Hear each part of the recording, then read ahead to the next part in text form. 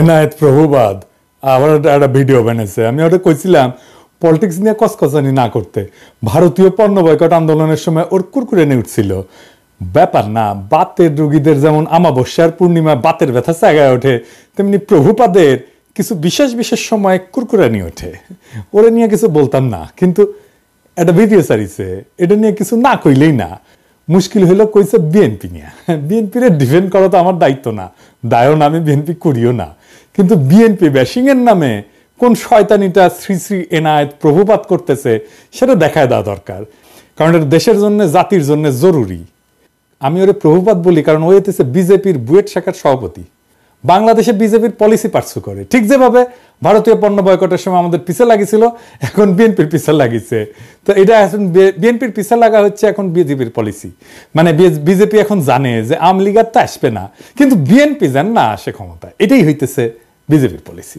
ও যেটা বলতে চাচ্ছে সেটা হচ্ছে আওয়ামী লীগ খারাপ, অবশ্যই ঠিক আছে, বিএনপি একই রকম খারাপ। বিএনপি একই রকম খারাপ একটা দল, এই বিএনপিকে ক্ষমতা আসতে দেওয়া যাবে না, ফেয়ার এনাফ। তো প্রভুবাদ আওয়ামী লীগের আমলে আওয়ামী লীগের শাসন নিয়ে কি কথা কবে পারছিল আপনারাই বলেন? তখন কিন্তু গোয়ার গু শুকায় গুটা হয়ে গেছিল, সেই সাহস হয় নাই। এখন ওর পৌরুষ জেগে উঠছে, বিপ্লবী হয়েছে, এখন এসেছে বিপ্লবী সাজিতে। ওই সময় কি কি করেছিল আসেন দেখি।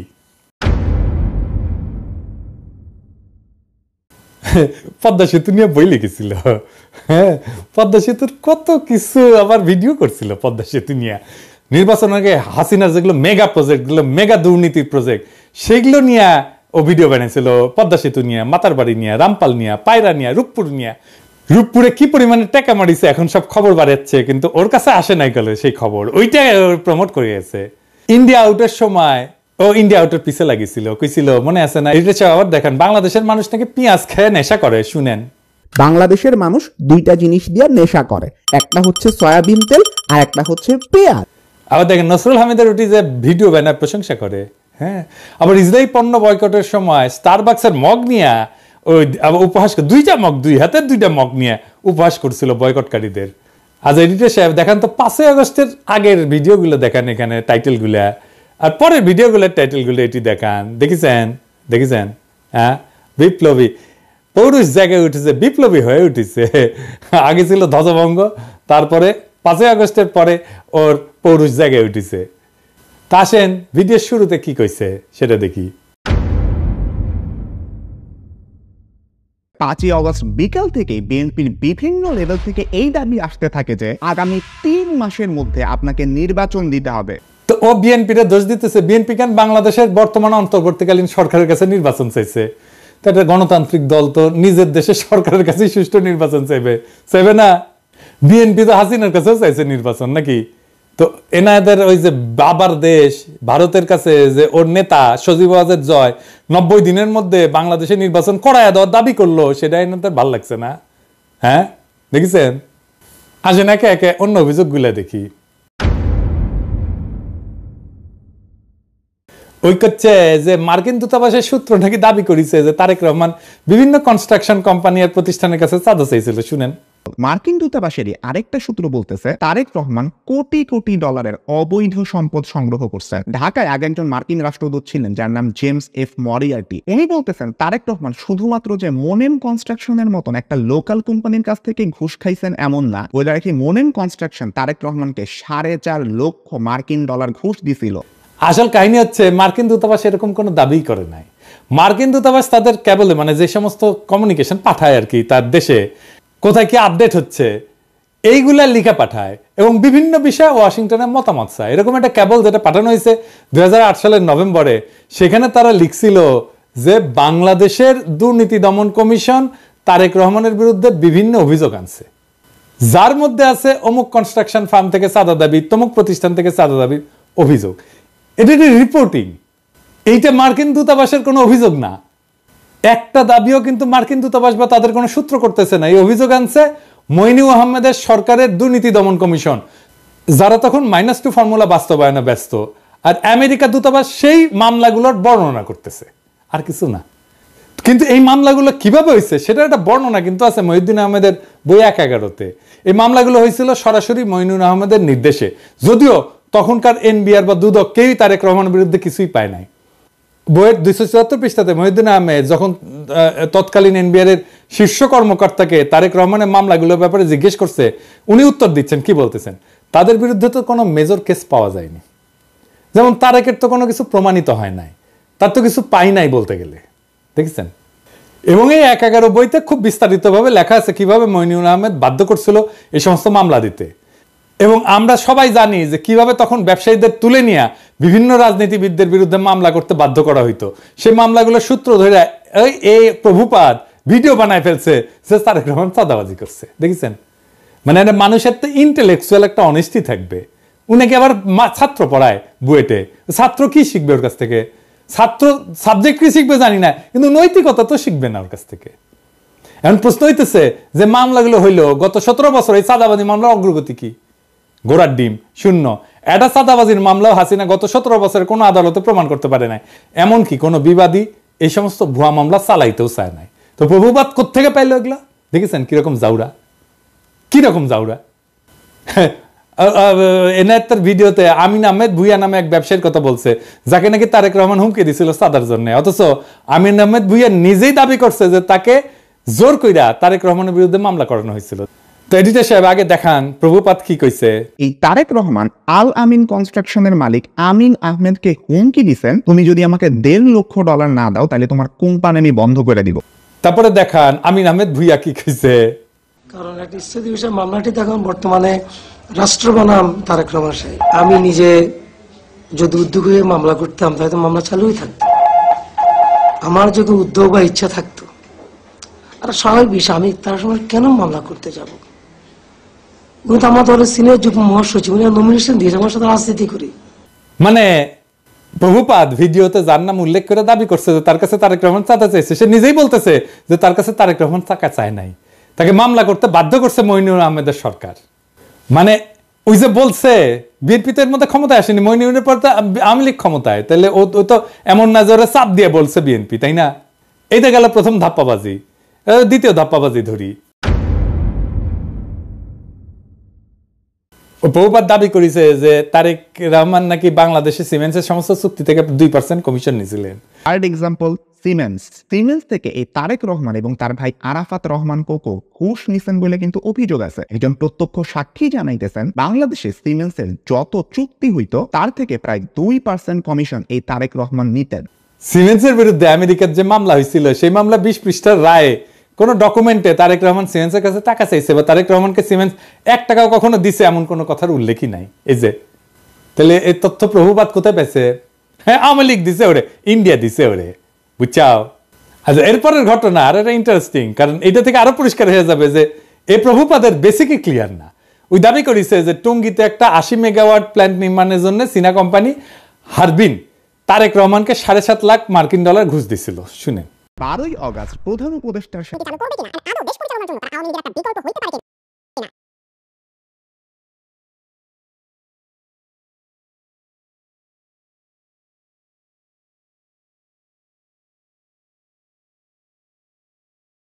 আসল কথা হচ্ছে হারবিন একটা টেন্ডার প্রক্রিয়াতে সর্বনিম্ন বিডার হিসেবে 2002 সালে মনোনীত হয়েছিল।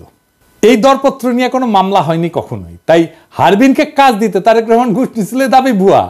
কারণ যার টেন্ডার সর্বনিম্ন হয় সে তো এমনি কাজ পাবে। মামলাটা আসলে কি ছিল? মামলাটা ছিল হারবিন এবং তাদের বাংলাদেশের পার্টনার নির্মাণ কনস্ট্রাকশনের টঙ্গীর বেসিক শিল্পনগরীতে যে পাওয়ার প্ল্যান্ট বানানোর কাজ পায় সেটার ওয়ার্ক অর্ডার নিয়ে। খাদিজা বেগম গিয়াসউদ্দিন আল মামুনকে দিয়ে পাওয়ার প্ল্যান্টের ওয়ার্ক অর্ডারটা তাড়াতাড়ি বের করে আনে। তো এটা কনসালটেন্সি ফি হিসাবে কিছু টাকা দিছিল বলে খাদিজা বেগম নিজে দাবি করছে আদালতে। খাদিজা বেগম পুরা মামলা কোথাও বলেন নাই যে এই টাকা তারেক রহমান খাদিজা বেগমের কাছে চাইছে বা দিতে বাধ্য করছে। তাই 2013 সালে এই মামলায় তারেক রহমানের নাম ছিল, কিন্তু তারেক রহমানকে খালাস দেয় আদালত। মানে হাসিনার আমলে তারেক রহমান আদালত থেকে খালাস পায়, হাসিনার আমলে। কিন্তু যে বিচারক খালাস দেয় সে আবার খালাসের রায় দিয়ে দেশে থাকতে পারে নাই, তার এসকে সিনহার মতো দেশ ছাড়া করে বাধ্য করা। উনি মানে ফিনল্যান্ডে আছেন। এরপর প্রভুপাদ দাবি করেছে যে তারেক রহমান নাকি বসুন্ধরা গ্রুপের কাছ থেকে 21 কোটি টাকা নিয়েছিল একটা মামলার বিচার প্রভাবিত করতে। বসুন্ধরা গ্রুপের মালিকের একজন ছেলে আছে, নাম হচ্ছে শাফিয়াত সোবহান স্থানভীর। ইনি কিন্তু আনভীরেরই ভাই। তার বিরুদ্ধেও একটা খুনের মামলার বিচার প্রভাবিত করতেও তারেক রহমান 21 কোটি টাকা নিয়েছিলেন বলে অভিযোগ আছে। এই গল্পটা তখন ডিজিএফআই বানায় পেপারগুলোকে খাওয়াইছিল, যেটা 2016 সালে ডেইলি স্টারের মাহফুজ আনাম নিজেই স্বীকার করছে। সে বলছে ডিজিএফআই বানানো গল্প ছাপানোতে তার ব্যাড এডিটোরিয়াল জাজমেন্ট ছিল। ভুয়া গল্পটা হাসিনার ইন্ডিয়ার দালাল এনায়েত আজকে ওই জেনজিদের খাওয়াইতে আসছে কোন ধরনের রিসার্চ না কইরাই। কিরকম জাউরা দেখেন। আকবর সোবহান সাহেবের ছেলেকে বাঁচানোর জন্য তারেক জিয়া এত কোটি টাকা দিচ্ছে, একদম ফিগারটা সব উল্লেখ ছিল, 50 কোটি টাকা দিচ্ছে। এটা খুব সুন্দর। তুমি প্রথমে তোমাকে বলতে হবে ডেইলি স্টারে ছাপা হয় না, শুধু প্রত্যেকটা কাগজে লিড করেছেন এটা। না প্রত্যেকটা, আই ডোন্ট রিমেম্বার দ্যাট। না আমার মনে আছে না, এই প্রত্যেকটা কাগজে ওটা ছেপেছে। আমি মনে করি যে আমার সাংবাদিকতার সময়ে ওই সময়ে ডিজিএফআই এর দেওয়া নিউজ আনসাবস্টেন্টিয়েটেড, আমি যেটা ইন্ডিপেন্ডেন্টলি প্রমাণ করতে পারি নাই, ওটা আমি লিখেছি, ইন্ডিপেন্ডেন্টলি ভেরিফাই করতে পারছি না। কিন্তু তুমি যদি আমাকে জিজ্ঞেস করো আমার সাংবাদিক জীবনে, এডিটরের জীবনে ওটা হচ্ছে একটা বিরাট ভুল। আমি ভুল করেছি। ওই সময় ডিজিএফআই এর দেওয়া নিউজ আমার ছাপানো উচিত হয়নি। ইট ওয়াজ এ ব্যাড এডিটোরিয়াল জাজমেন্ট। আমি অপকটে স্বীকার করি। কিন্তু ঘটনা হচ্ছে যে যতগুলো দুর্নীতির অভিযোগ আনছে তারেক রহমানের বিরুদ্ধে সবগুলো 111 সরকার, এবং 111 তো আপনারা জানেন এটা ইন্ডিয়ার সরকার ছিল, তাই না? এই 111 সরকার ইন্ডিয়ার হাতে বাংলাদেশকে তুলে দেয়। এই যে ওই সময় 111 ডিজিএফআই মানে যারা আসলে ইন্ডিয়ার বানানো জিনিস, বানানো তরকারি খাওয়াইছিল, সেই জিনিসটা খাওয়াইতেছে প্রভুপাদ আইসকা জেনজিদের। এবার আসেন খাম্বানিয়া মিথ্যাচারের আলাপটা করি। ওই 111 সরকারের সময় খাম্বা দুর্নীতি সহ বিদ্যুৎ খাতের দুর্নীতি তদন্তে ওরিব ইউনিভার্সিটি বুয়েটের সাবেক ভিসি আব্দুল মতিন পাটোয়ারির নেতৃত্বে একটা তদন্ত কমিটি তৈরি করা হয়েছিল। সেই রিপোর্টটা পর্যন্ত এখনো প্রকাশ হয়নি। খোঁজ নিয়ে জানা যায় যে এই সময় 100 কোটি টাকা মূল্যের খুঁটি সংগ্রহ করছে এরকম 4টা প্রতিষ্ঠান ছিল।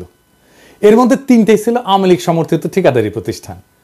এই 5 বছরে আরইবির মোট খুঁটির বেশিরভাগ সরবরাহ করে আওয়ামী লীগ সরকারের সমর্থক ব্যবসায়ী কাজী শাহাদ আহমেদের মালিকানাধীন জেনকম গ্রুপের 5টা প্রতিষ্ঠান।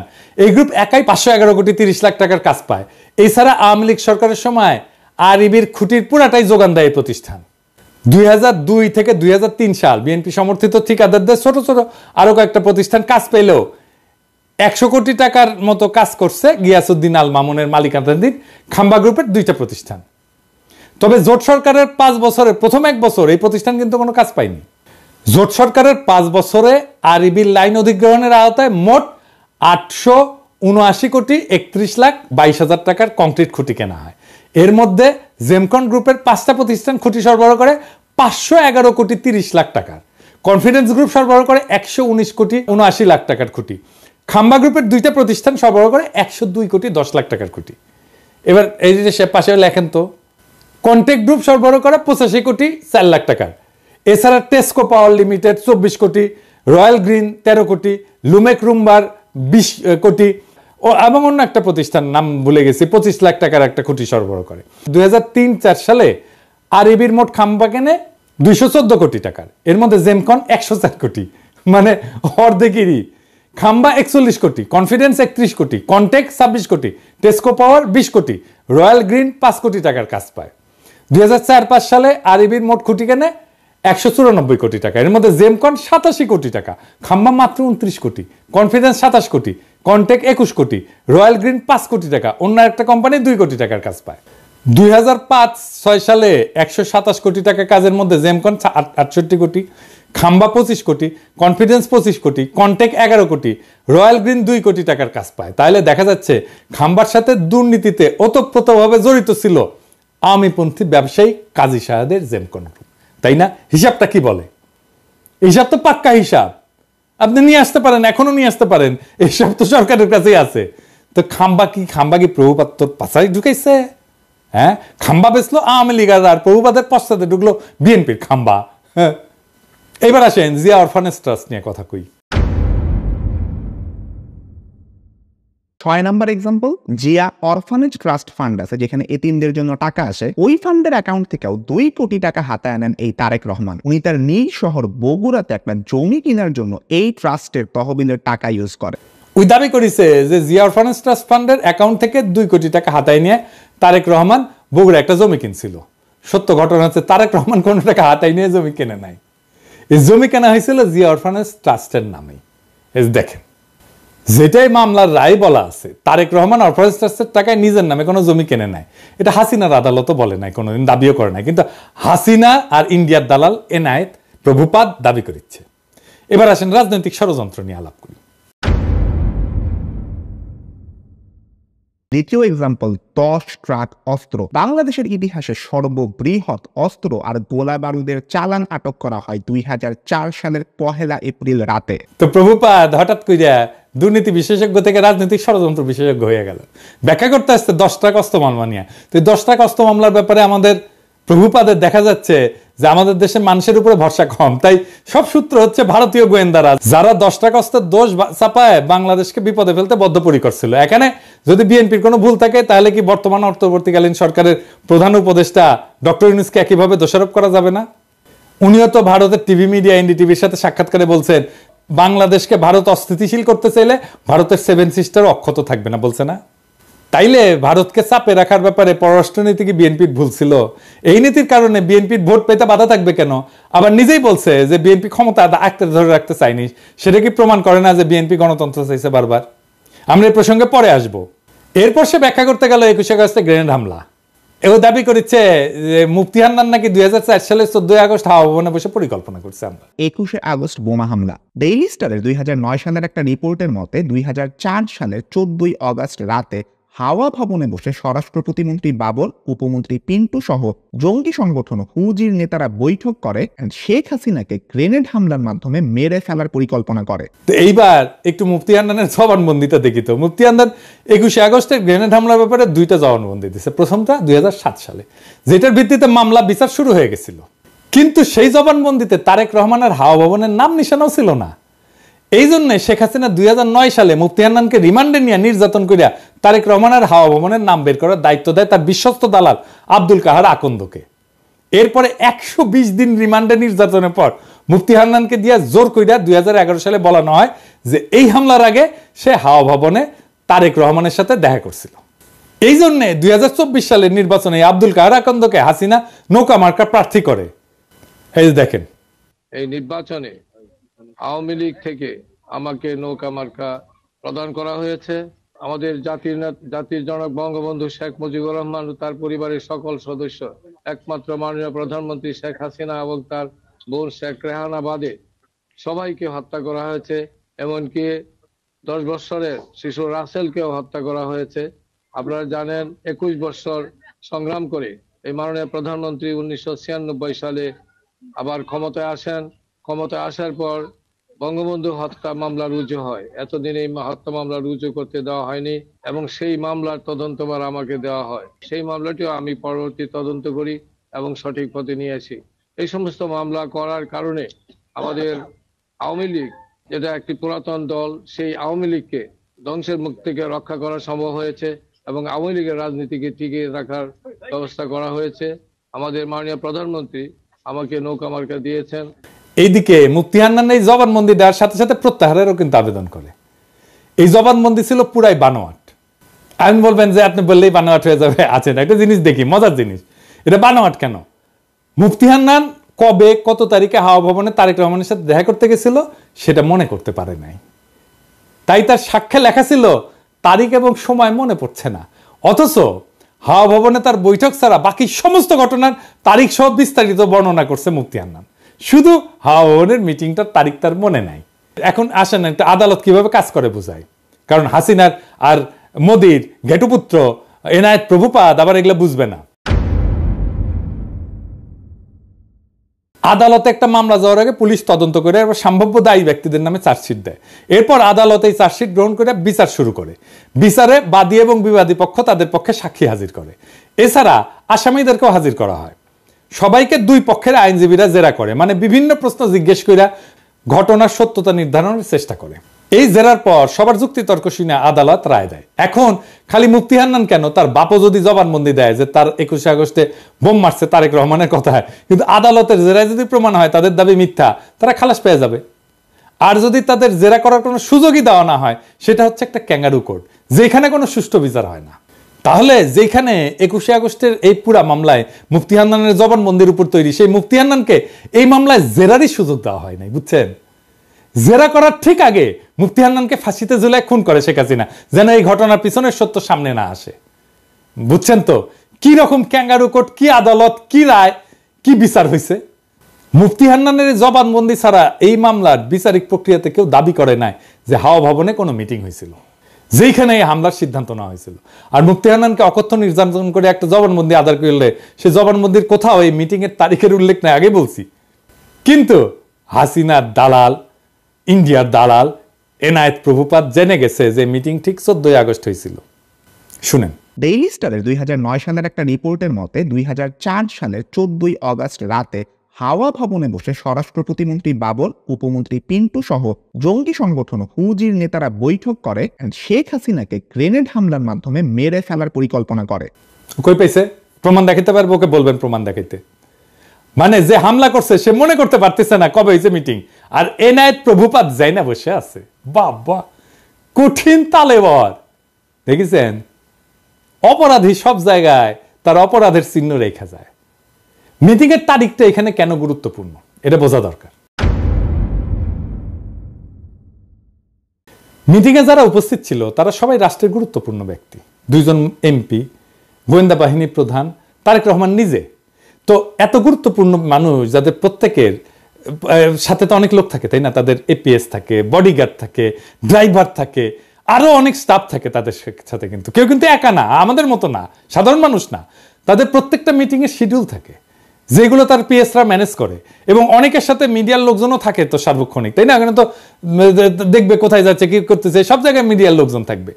তাই রাষ্ট্রীয় দায়িত্বপ্রাপ্ত কোনো গুরুত্বপূর্ণ ব্যক্তি কোনো নির্দিষ্ট তারিখে মুফতি হান্নানের যদি উল্লেখ করতো, তাহলে বের করে ফেলা যেত যে গুরুত্বপূর্ণ ব্যক্তিরা সেদিন হাওয়া ভবনে ছিলেন না, এই পুরো মামলায় ডিসমিস হয়ে যেত। তাই সরকারি এই বানোয়াট জবানবন্দিতে জোর করে মুফতি হান্নানকে দিয়ে দেখায়, যেখানে যখনই তারিখের কথা আসছে তখন মুফতি হান্নানকে বলতে হয়েছে যে তারিখ আর সময় মনে নাই। এই এমপি, এতগুলো এমপি, 2 জন এমপি, স্বরাষ্ট্রমন্ত্রী, তারপরে তারেক রহমান, এতগুলো লোকের একটা দিন হাওয়া ভবনে গেছে, ওইটা বাইর করা যাবেই যাবে যদি এটা ঘটে থাকে সত্যি সত্যি। কিন্তু এত বুদ্ধি ওর মাথার থাকলে তো ওর তার ইন্ডিয়ার দালালি করতে হয় না, হাসিনারও দালালি করতে হয় না। এরপরে প্রভুপাত দাবি করছে যে বিএনপি নেতারা নাকি বাংলা ভাইয়ের জেএমবিকে পৃষ্ঠপোষকতা করছে।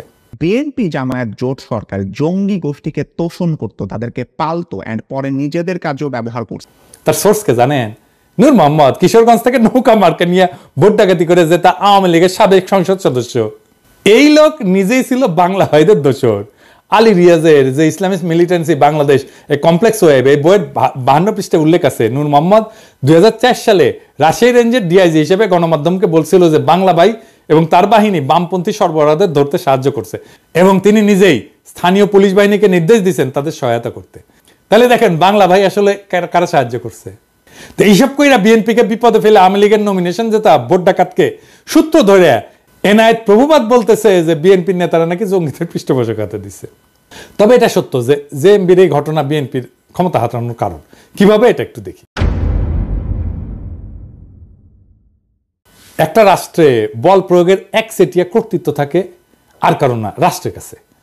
এই কর্তৃত্ব আর কারো কাছে চলে গেলে বল প্রয়োগের দ্বিতীয়, তৃতীয়, চতুর্থ যদি জিনিস তৈরি হয়ে যায় তাহলে রাষ্ট্র ক্ষমতাহীন হয়ে যায়। হাসিনার পুলিশ আমাদের মারবে, এটাই নিয়ম। যতদিন আমাদের একচেটিয়াভাবে মারতে পারবে ততদিনই হাসিনার ক্ষমতা।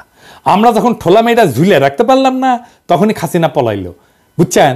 তা খালেদা জিয়া সরকার ক্ষমতায়, যেখানে বাংলা ভাই প্যারালাল একটা বল প্রয়োগ করে, তাহলে খালেদা জিয়ার ক্ষমতা কোথায় থাকে? থাকে না তো। রাষ্ট্রের 2টা ক্ষমতা থাকে না, এক বনে 2 বাঘ থাকে না, এক বনে একটাই বাঘ থাকে।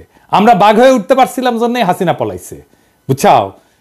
বাংলা ভাই ওইখানে তাণ্ডব করতেছে, আর বিএনপির মন্ত্রীরা বলতেছে বাংলা ভাই মিডিয়ার সৃষ্টি। এটা তো বিএনপির দোষ। যদিও 2005 সালে 17 আগস্ট জেএমবি আত্মপ্রকাশ করে, তারপরে 1 বছরের মাথায় জঙ্গি সংগঠনের সমস্ত নেতাকে গ্রেপ্তার করে পুরো সংগঠনটা ভেঙে দেওয়া হয়। এটা নিয়ে টাইম ম্যাগাজিন একটা প্রচ্ছদ প্রতিবেদনও করে, কিন্তু ড্যামেজ যা হওয়ার তা হয়ে গেছে ততদিনে। গ্রেনেড হামলা নিয়ে কথাটা বলি, যে গ্রেনেড হামলা নিয়ে বিএনপির লোকেরা নানা কথা বলে হাসিনায় তদন্ত করতে দেয় না, কিন্তু এটাও সত্য। জজমিয়া নাটক কিন্তু বিএনপির আমলে হয়েছিল। গ্রেনেড হামলা একটা বিশ্বাসযোগ্য তদন্ত করতে না পারার দায় বিএনপির, এটা আমি আগেও বলছি, এখনো বলতেছি। আরো আরো বিএনপির আরো সমস্যা আছে। র্যাব বানানো হয়েছে, এটা বিএনপির একটা মারাত্মক ভুল। বিএনপি আমলে র্যাব বিচার বহির্ভূত হত্যাকাণ্ড শুরু করে, এইটা মানবাধিকার লঙ্ঘন, এর দায় বিএনপি। এবং এখনো পর্যন্ত বিএনপি যে এটা ভুল কাজ ছিল সেটা স্বীকার করে না। দেশের আভ্যন্তরীণ আইন শৃঙ্খলাটা মিলিটারি ইস্যু না রে বাবা, এইটা মিলিটারি দিয়ে এই কাজ করতে পারবেন না। এখন মাঠে মিলিটারি আছে, পুলিশের কাজ করতেছে, এটাও মিলিটারির কাজ না। ওদের যত দ্রুত সম্ভব ক্যান্টনমেন্টে ফিরে যাওয়া উচিত। এবার আসেন 15 ফেব্রুয়ারি নির্বাচন নিয়ে। 1996 সালে 15 ফেব্রুয়ারি নির্বাচনের ভুল প্রেক্ষাপট বর্ণনা করছে। বাস্তবতা হচ্ছে যে বিএনপি জনগণের দাবি মেনে নিয়ে তত্ত্বাবধায়ক সরকারের অধীনে নির্বাচন দিতে চাইছিল, কিন্তু সংবিধান সংশোধনের জন্য যথেষ্ট সংখ্যক সংসদ সদস্য ছিল না, কারণ আওয়ামী লীগ জামাত সহ সকল দলের সংসদ সদস্য সংসদ থেকে পদত্যাগ করছিল। সেই জন্য 15 ফেব্রুয়ারি নির্বাচনটা দিতে হয়েছিল। 15 ফেব্রুয়ারি নির্বাচনের মাধ্যমে নতুন সংসদ তত্ত্বাবধায়ক সরকারের বিল পাস করে বিএনপি পদত্যাগ করছিল। এটা তো একটা নিয়মের কারণে, নিয়ম রক্ষার জন্য করছিল। বিএনপির সেন্সেবল আচরণের কারণেই 1996 সালে 116 জন আসন নিয়ে বিরোধী দলের আসনে বসতে পারছিল। সরকার যদি এতই খারাপ চালে তো এত আসন পাইতো না, তো যেটা আওয়ামী লীগের সাথে 2001 সালে ঘটছিল। কিন্তু এখন প্রভুপাতকে বলতে হবে, বিএনপি আমলকে আয়না ঘটছিল? কোন আন্দোলনে 2 সপ্তাহে 1000 মানুষ মারা গেছে, হেলিকপ্টার থেকে গুলি করা হয়েছে, স্নাইপার দিয়ে গুলি করা হয়েছে, সরাসরি বুকে গুলি করা হয়েছে, মাথায় গুলি করা হয়েছে স্নাইপার দিয়ে। বাংলাদেশকে ভারতের উপনিবেশ বানানো হয়েছে বিএনপির আমলে। বাংলাদেশের রাজনীতিতে ভারত হস্তক্ষেপ করছে, পরপর 3 টার্মে ভোট দেওয়া বন্ধ করে দিছে, লক্ষ কোটি টাকা পাচার হয়েছে, একটা গুমের ঘটনা ঘটছে, লাখ লাখ লোককে দেশান্তরী হইতে হয়েছে আমার মতো, নাকি বিপ্লব হয়েছে এরকম বিএনপি সরকারকে উৎখাতের জন্য?